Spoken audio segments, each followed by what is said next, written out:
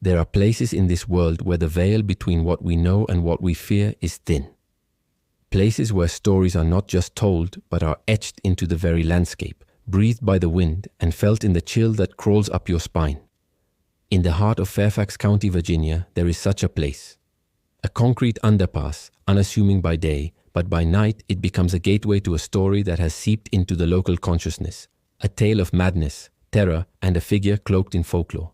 This is the story of the Bunny Man, a legend born from a kernel of truth that has grown into Virginia's most enduring and terrifying ghost story. The legend, as it's often told, is a brutal one. It speaks of an asylum for the criminally insane nestled deep in the woods of Clifton. In 1904, during a transfer of inmates to a new facility, one of the transport buses crashed. Most were recaptured, some were found dead, but one, Douglas J. Griffin, simply vanished into the forest. The search for him yielded nothing but a trail of half-eaten, mutilated rabbit carcasses hanging from the trees. This gruesome discovery earned him a new name, the Bunny Man. Locals whispered that he had made the woods his home, a phantom driven by a fractured mind. The story culminates in a horrific scene a year later, on Halloween night, when a group of teenagers were found hanging from the Colchester overpass. Their bodies slit open, just like the rabbits. A note was supposedly found reading, "You'll never find me no matter how hard you try." Signed, the Bunny Man. It's a story that has every element of a classic campfire tale. A madman, a chilling moniker, and a specific haunted location. For decades, teenagers have dared each other to visit the bridge at midnight, especially on Halloween, hoping for and fearing an encounter. They listen for the sound of a hatchet scraping against the concrete, and they look for a figure in a white bunny suit. The legend has been a rite of passage, a local bogeyman used to test the courage of the young and foolish. But like most legends that persist with such intensity, the story of the asylum, the bus crash, and Douglas Griffin is pure fiction. There was no asylum in Clifton in 1904, no record of a transport crash, no evidence of the slaughtered teenagers. The truth, however, is in some ways even more unsettling, because the real Bunny Man was documented. To find the real story, we must travel forward in time, to October of 1970. In the quiet, developing suburbs of Burke, Virginia, a series of bizarre and frightening events unfolded, documented in official police reports and local newspapers. The first incident occurred on the evening of October 18th. Air Force Academy cadet Robert Bennett and his fiancée Dusty were sitting in their car visiting an uncle on Guinea Road. It was just after midnight when their evening was shattered. A figure suddenly appeared in their rearview mirror, standing in the middle of the road. As they stared in disbelief, the man hurled a hatchet, crashing it through their passenger side window inches from Dusty's head. As glass exploded into the car, the figure screamed at them, accusing them of trespassing on his private property. Bennett slammed the car into drive and sped away, looking back just long enough to see the man, dressed in a white suit with long bunny ears. They drove directly to the Fairfax County Police Station, hysterical but unharmed. A report was filed. The police searched the area around Guinea Road, a quiet wooded stretch not far from the now infamous overpass, but they found nothing. No hatchet, no man in a bunny suit. For a moment it seemed like a strange, isolated incident, a prank perhaps, or a hallucination born of late-night paranoia. But it was only the beginning. The community was on edge, a current of fear running just beneath the surface of their suburban calm. The story of the man with the hatchet began to spread, whispered from one house to the next. Just 10 days later, the Bunny Man appeared again. On the evening of October 28th, a private security guard named Paul Phillips approached a man standing on the porch of an unfinished home in the New Kings Park West subdivision, also on Guinea Road. Phillips saw that the man was carrying a long-handled axe and had begun methodically chopping into one of the new porch posts.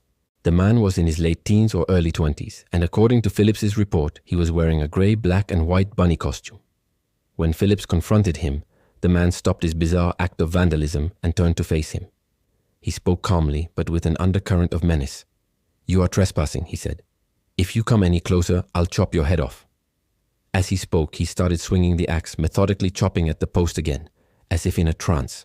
Phillips wisely retreated to his car to retrieve his own weapon. But by the time he returned, the man in the bunny suit had melted back into the dark woods, leaving behind only a damaged porch and a community gripped by genuine terror. This time, the story exploded. The Washington Post ran the headline, "Man in bunny suit sought in Fairfax." The police launched a full-scale investigation, receiving over 50 calls from people claiming to have seen the Bunny Man. The mystery deepened. Who was this person? A prankster whose joke had spiraled into something dangerous? Or someone genuinely unhinged, hiding their rage behind a bizarre costume? The police reports from 1970 are the only concrete evidence that exists. The cases were eventually closed, the attacker never identified. The trail went cold, leaving behind a vacuum of unanswered questions, and it is in that vacuum that the legend we know today was born. Over the years, the two documented incidents on Guinea Road merged with the fabricated tale of the asylum. The real-life axe-wielding man in a bunny suit from 1970 became Douglas Griffin, the spectral inmate from 1904. The true location on Guinea Road was forgotten, and all the fear and folklore became focused on the Colchester overpass. Why this bridge? Perhaps because of its isolation, its claustrophobic design. It's a place that feels inherently wrong, a wound in the earth. The name Bunnyman Bridge became a self-fulfilling prophecy. The legend fed the location, and the location in turn nurtured the legend.